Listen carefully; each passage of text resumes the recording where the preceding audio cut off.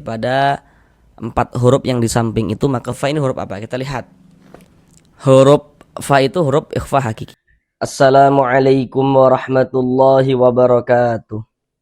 Jika masih belum lancar dalam membaca Al-Quran, kemudian masih belum memahami ilmu tajwid, ataupun merasa kesulitan di dalam memahami ilmu tajwid Al-Quran, marilah belajar mengaji Al-Quran di channel ini. Karena di sini kami akan berusaha menjelaskan tajwidnya dengan pelan-pelan, kemudian ditambah media gambar di dalam penjelasannya. Semoga untuk ilmu tajwidnya bisa dapat langsung dipahami dengan mudah oleh Bapak dan Ibu saudara semuanya. Karena dengan kita mempelajari ilmu tajwid, kemudian kita memahaminya, kita bisa menerapkan dengan sendirinya ketika membaca Al-Quran, maka tentu akan memperbaiki bacaan Al-Quran kita. Semoga yang belum lancar bisa secepatnya lancar di dalam membaca Al-Qurannya.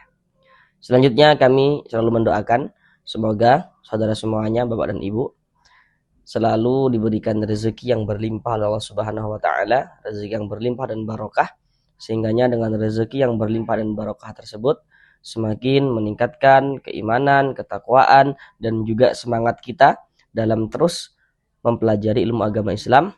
Dan semoga nantinya dengan rezeki yang berlimpah dan barokah tersebut dapat beribadah umrah haji ke tanah suci Makkah. Amin amin ya rabbal alamin. Selanjutnya, bagi yang masih belum lancar dalam membaca Al-Quran, untuk latihan di rumah supaya bisa cepat lancar dalam membaca Al-Quran, di sini kami sangat menyarankan sekali untuk dapat memiliki Al-Quran yang kami pegang ini di rumah. Jadi mana tahu nanti berminat ya, untuk produknya telah kami cantumkan di dalam video ini. Jadi dapat langsung diklik dan dapat langsung untuk dibeli seperti itu. Mengapa kami sangat menyarankan sekali? Karena kami pikir Al-Quran ini didesain sangat bagus sekali, terutama bagi yang belum lancar dalam membaca Al-Quran. Karena di dalam Al-Qurannya itu telah dilengkapi dengan 2 tulisan huruf Arab. Jadi ada huruf Arab yang disambung, seperti yang kita lihat pada Al-Quran pada umumnya. Kemudian juga ada huruf Arab yang terpisah-pisah, ditulis per huruf seperti itu. Kemudian juga ada tulisan Latinnya. Nah, jadi kalau kita baca Al-Quran nih, terbata-bata, belum lancar dalam membaca tulisan huruf sambungnya, baca dulu tulisan Latinnya atau baca dulu tulisan huruf Arab yang terpisah-pisahnya, baru baca kembali tulisan Latinnya. Baru baca kembali tulisan huruf Arab sambungnya, seperti itu. Dengan kita latihan semacam itu, insya Allah akan mempercepat supaya kita bisa lancar dalam membaca Al-Quran. Kemudian juga dalam video ini juga ada buku-buku tajwid yang telah kami cantumkan ya. Jadi minimal di rumah adalah pegangan buku tajwid walaupun cuma 1 seperti itu. Baik, mari kita mulai belajar mengaji Al-Qurannya. Marilah bersama-sama kita lanjutkan kembali belajar mengaji Al-Quran dengan penjelasan tajwidnya yang nantinya akan kami jelaskan dengan pelan-pelan. Semoga dapat langsung bisa dipahami untuk membantu, memperbaiki dan juga melancarkan bacaan Al-Quran daripada saudara semuanya, Bapak dan Ibu yang ada di rumah. Sekarang ini kita masuk pada surah Ar-Rahman ayat yang ke-34 dan juga ayat yang ke-35. Mari kita baca bersama-sama terlebih dahulu dengan pelan-pelan. Silahkan diikuti untuk menterapi melancarkan bacaan Al-Qur'annya. A'udzu billahi minasy syaithanir rajim.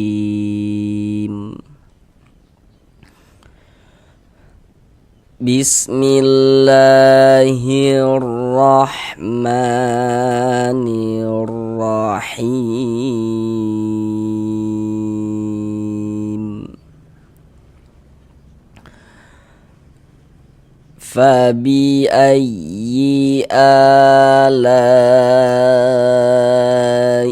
rabbikuma tukadziban.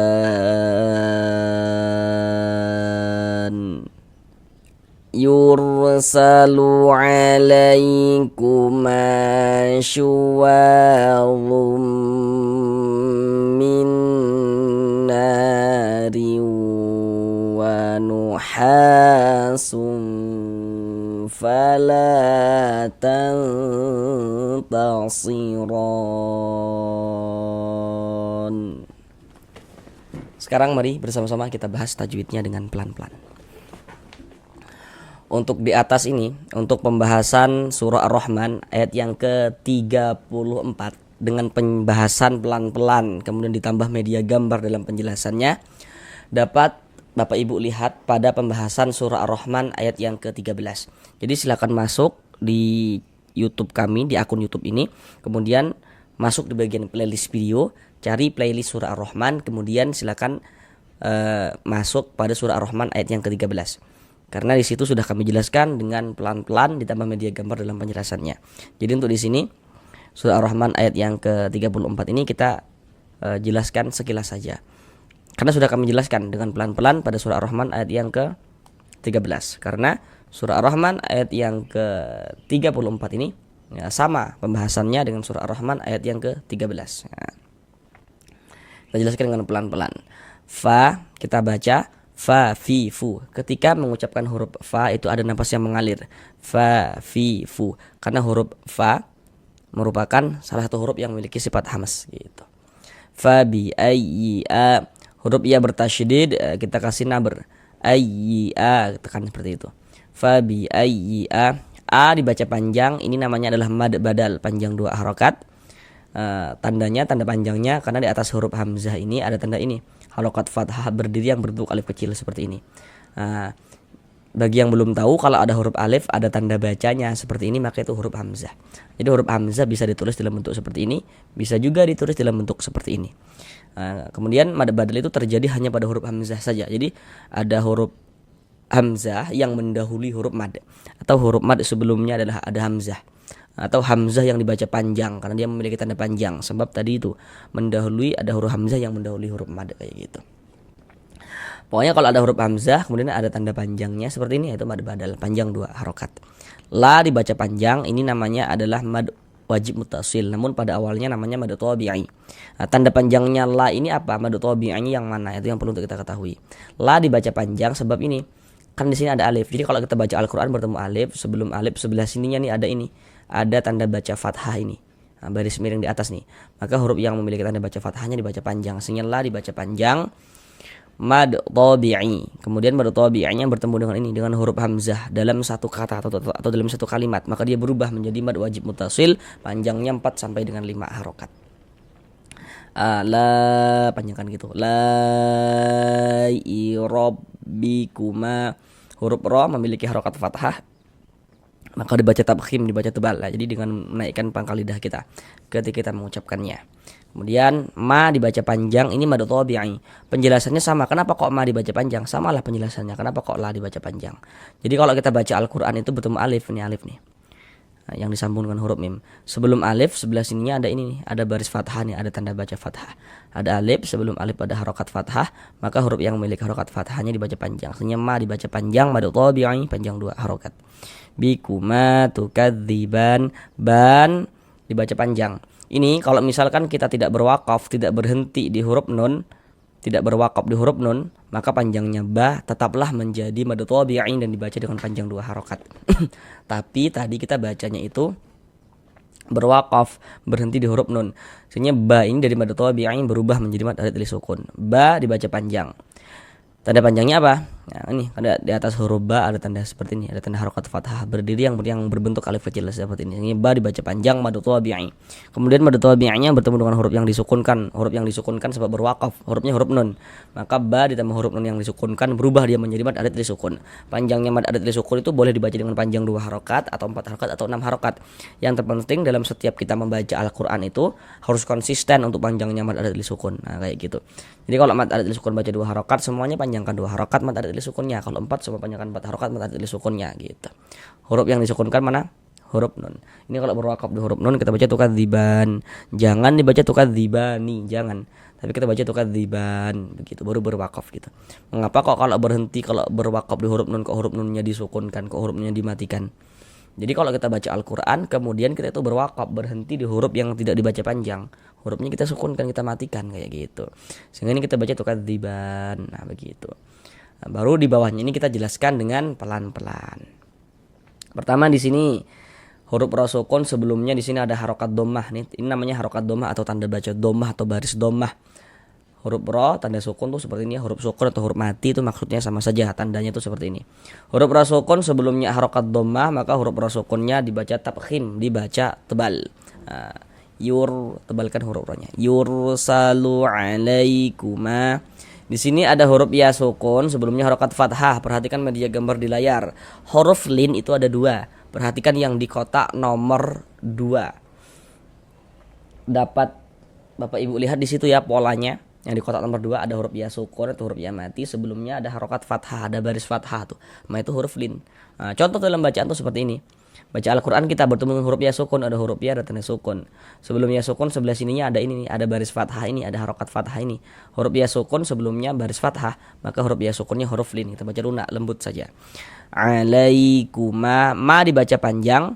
Nah, perhatikan media gambar di samping. Di situ ada bacaannya rumus mad tabi'i atau mad asli. Jadi mad tabi'i atau mad asli itu memiliki 3 huruf mad. Jadi huruf mad jumlahnya ada 3. Nah, sekarang ma ini dibaca panjang, penjelasannya itu terletak di rumus 3 warna hitam. Kami jelaskan dengan pelan-pelan cara memahami rumus 3 yang warna hitam.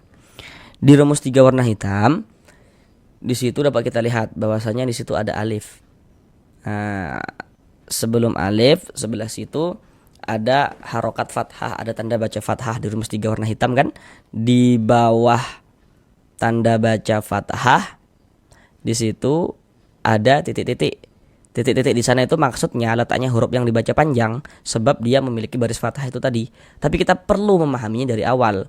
Jadi dapat kita pahami rumus 3 yang warna hitam, yakni kalau baca Al-Quran bertemu alif. Sebelum alif ada huruf yang memiliki harokat fathah, maka huruf yang memiliki harokat fathahnya dibaca panjang. Nah, berarti ada 2 syarat di situ, ada alif dan juga ada harokat fathah. Nah, contoh kayak gini nih, kita baca Al-Quran nih, kenapa kok ma dibaca panjang? Nah, baca Al-Quran bertemu alif, ini ada alif nih. Nah, huruf alif yang disambung dengan huruf mim. Ada huruf alif, nanti ada huruf alifnya yang disambung, ada huruf alifnya yang tidak disambung kayak gitu. Baca Al-Quran bertemu alif. Sebelum alif sebelah sininya ada ini nih, ada harokat fathah nih, ada tanda baca fathah. Maka huruf yang memiliki tanda baca fathahnya dibaca panjang, sehingga ma dibaca panjang. Mad tabi'i panjangnya 2 harokat. Sesuai dengan rumus 3 warna hitam. Syua, wa dibaca panjang, ya sama penjelasannya, masih di rumus 3 yang warna hitam.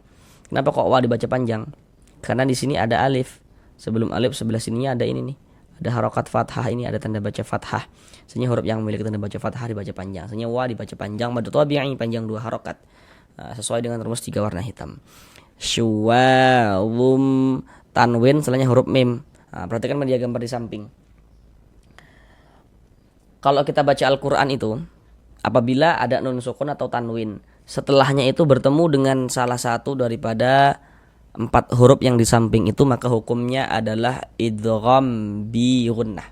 Dikecualikan pada izhar mutlak ya. Jadi supaya kita bisa menguasai hukum idgham bi gunnah, maka huruf-hurufnya harus kita hafal. Jadi nanti kalau ada nun sukun atau tanwin bertemu dengan salah satu daripada 4 huruf yang di samping, hukumnya idgham bi gunnah.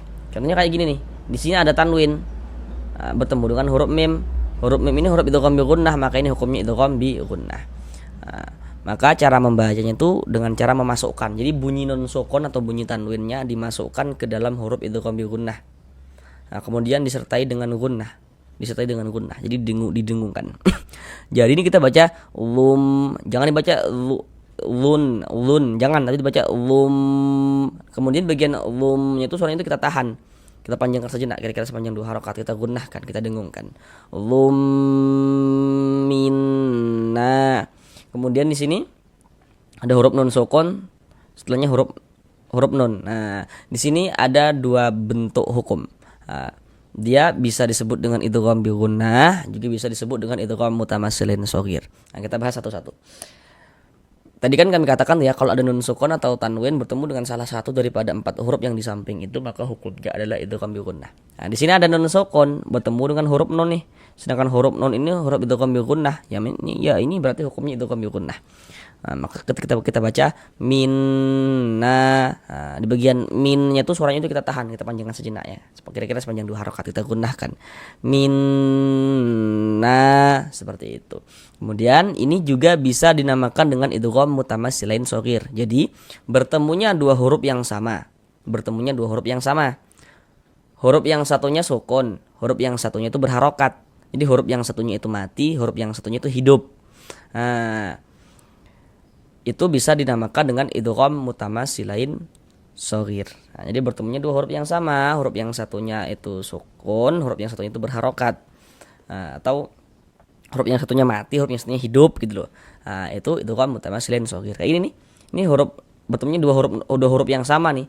Huruf nun bertemu dengan huruf nun. Huruf nun yang sebelah sininya nih sukun.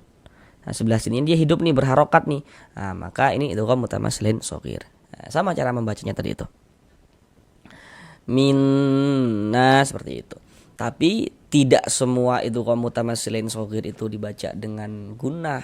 Tidak. Ini kenapa kok digunnahkan? Karena huruf nun ini huruf gunnah. Maka kita gunnahkan gitu.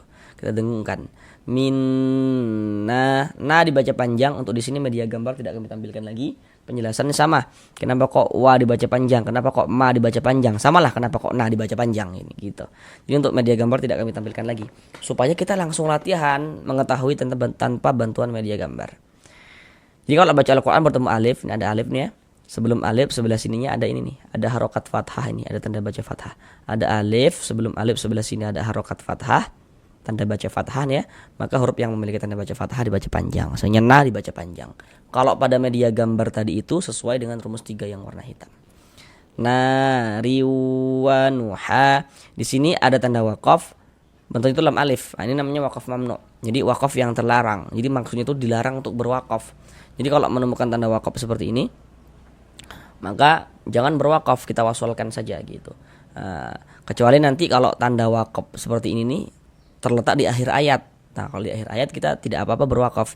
Tapi kalau di tengah ayat seperti ini maka jangan berwakaf. Wakaf yang terlarang. Jadi maksudnya itu dilarang untuk berwakaf, dilarang untuk berhenti gitu. Jadi kita wasolkan. Nah riwanuha, huruf ra memiliki harokat kasrotain ya, memiliki tanda baca di bawah nih ya. Maka ini huruf ra kita baca tarkik, kita baca tipis. Nah, riu tanwin setelahnya huruf waw. Nah, huruf waw ini huruf apa? Masih ingat Bapak Ibu? Kalau tadi hurufnya langsung dihafal, pasti Bapak Ibu langsung tahu hukum tajwidnya apa gitu. Kita lihat huruf waw itu termasuk salah satu huruf idgham bi gunnah.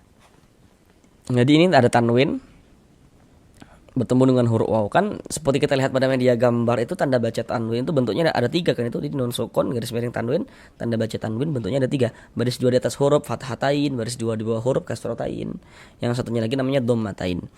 Di sini ada salah satu tanda baca tanwin bertemu dengan huruf waw. Huruf waw ini huruf idgham bi gunnah ya, hukumnya berarti idgham bi gunnah. Maka bunyi tanwinnya dimasukkan ke huruf waw sehingga kita baca riu. Kemudian di bagian riunya itu suaranya itu kita tahan ya, kita panjangkan sejenak kira-kira sepanjang 2 harokat. Riwanuha, ha dibaca panjang, penjelasan sama dengan ma kenapa kok dibaca panjang, wa kenapa kok dibaca panjang nih, na kok dibaca panjang, ini ma kok dibaca panjang, sama penjelasannya nih. Kenapa kok ha dibaca panjang? Jadi kalau baca Al-Quran bertemu alif nih.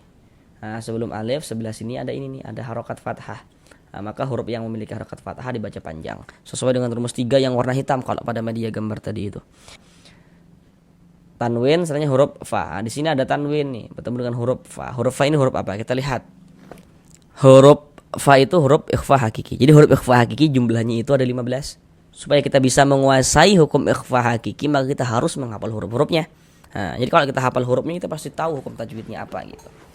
Jadi kalau ada nun sukun atau tanwin bertemu dengan salah satu daripada 15 huruf yang di samping itu maka hukumnya ikhfa hakiki. Sedangkan huruf fa itu dia masuk pada ikhfa hakiki ausat. Karena dari segi makharijul huruf antara huruf nun sukun dengan huruf fa itu dia di tengah. Jadi dia tidak jauh juga tidak dekat dari segi makharijul huruf. Loh ini huruf nun sukunnya mana? Ini tanwin nih. Tanwin itu di ujungnya itu ada nun sukunnya yang tampak, yang kelihatan kalau kita ucapkan. Kalau dari segi tulisan ya nggak ada huruf nun sukunnya, nggak ada kan di sini. Coba kalau kita ucapkan wanuha sun. Nah ada kan? Nah itu dari segi makharijul huruf dia di tengah, jadi tidak jauh juga tidak dekat. Cara membaca ikhfa hakiki itu dibaca samar. Jadi bunyi nun sukun atau bunyi tanwin itu dibaca samar. Dengan kita bersiap-siap masuk ke dalam huruf ikhfa hakikinya.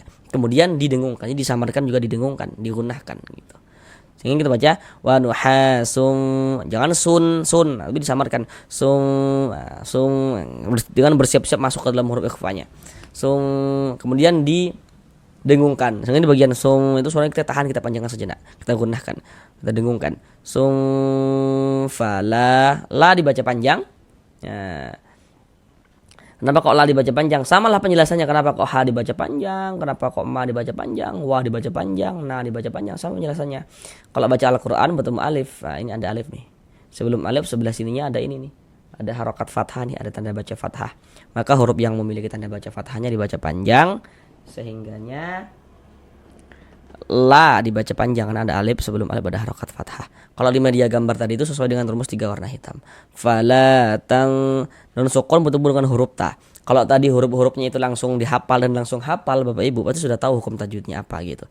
Nun sukun bertemu dengan huruf ta. Huruf ta ini termasuk, kita lihat termasuk salah satu huruf ikhfa hakiki, dan dia masuk pada ikhfa hakiki aqrab karena dari segi makharijul huruf antara huruf nun dengan huruf ta itu dia dekat. Nah, makanya dikatakan aqrab.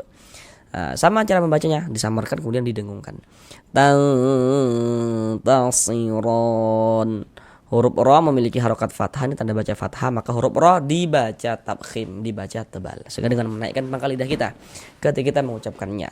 Ro, kalau misalkan kita tidak berwakaf di huruf nun, panjangnya ro ini tetap menjadi mad tabi'i. Dan dibaca dengan panjang 2 harokat. Tapi tadi kita bacanya itu berwakaf, berhenti di huruf nun. Sehingga ro dari mad tabi'i dia berubah menjadi mad arid li sukun. Sedangkan yang perlu untuk kita ketahui dulu, kenapa kok ro dibaca panjang, tanda panjangnya ro itu apa? Nah, itu yang perlu untuk kita ketahui. Samalah penjelasannya nih, kenapa kok la, ha, ma, wa, na dibaca panjang, sama penjelasannya. Jadi kalau baca Al-Quran bertemu alif nih, ada alif. Sebelum alif sebelah sininya ada ini. Ada harokat fathah, ini ada tanda baca fathah. Maka huruf yang memiliki tanda baca fathah dibaca panjang, sehingga ro dibaca panjang. Ro dibaca panjang mad tabi'i. Kemudian mad tabi'inya bertemu dengan huruf yang disukunkan. Sebab kita berwakaf, huruf yang disukunkannya adalah huruf nun. Maka mad tabi'i bertemu dengan huruf yang disukunkan, ya sebab berwakaf, maka dia berubah menjadi mad arid li sukun. Panjangnya mad arid li sukun itu boleh dibaca dengan panjang 2 harokat atau 4 harokat atau 6 harokat. Yang terpenting konsisten dalam setiap kita membaca Al-Quran. Jadi kalau kita baca Al-Quran atau kalau kita sholat itu, mad arid li sukun itu panjangnya harus kita baca sama. Kalau 2 harokat semuanya panjangkan 2 harokat. Kalau 4 harokat semua panjangkan 4 harokat mad arid li sukunnya gitu. Kalau 6 harokat semua panjangkan 6 harokat mad arid li sukunnya. Huruf yang disukunkan huruf nun. Ini kalau berwakaf di huruf nun kita baca siron. Jangan dibaca sironi. Jangan ron. Nah, kita matikan gitu. Kenapa huruf nunnya kok disukunkan, kok dimatikan? Jadi kalau kita baca Al-Quran, berwakaf kita berhenti kita di huruf yang tidak dibaca panjang, hurufnya kita sukun, kita matikan. Ini kita berwakaf berhenti kita di huruf nun. Untuk di sini huruf nun ini tidak dibaca panjang. Nah, tadi apa kami katakan, kalau berwakaf di huruf yang tidak dibaca panjang, maka hurufnya itu kita sukunkan, huruf itu kita matikan. Nah, kita baca ron kayak gitu. Kemudian di sini ada tanda wakaf. Bentuknya jim, ini namanya wakaf jaiz. Jadi maknanya itu boleh. Boleh apa gitu? Boleh berwakaf, boleh juga diwasolkan. Jadi kalau menemukan tanda wakaf jim seperti ini, maka terserah kita sebagai pembaca. Mau berwakaf dulu, berhenti dulu untuk ngambil napas, baru lanjutkan lagi bacanya, silahkan, boleh. Kalaupun tidak berwakaf, tidak berhenti gitu ya, karena mungkin napas kita panjang, mau kita wasolkan saja, ini juga boleh gitu. Jadi terserah kita, boleh dia. Mau berwakaf boleh, mau diwasolkan juga boleh gitu. Mari kita ulang bersama-sama sekali lagi dari awal. Fabi ayyi ala'i rabbikuma tukadziban.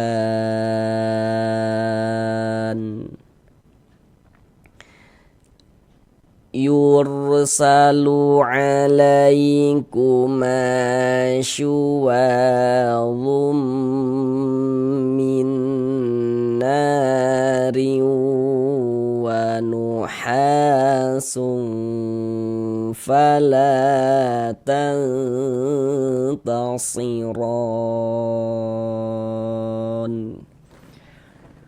Sampai di sini belajar mengaji Al-Qur'annya. Sampai bertemu di pembelajaran yang berikutnya. Assalamualaikum warahmatullahi wabarakatuh.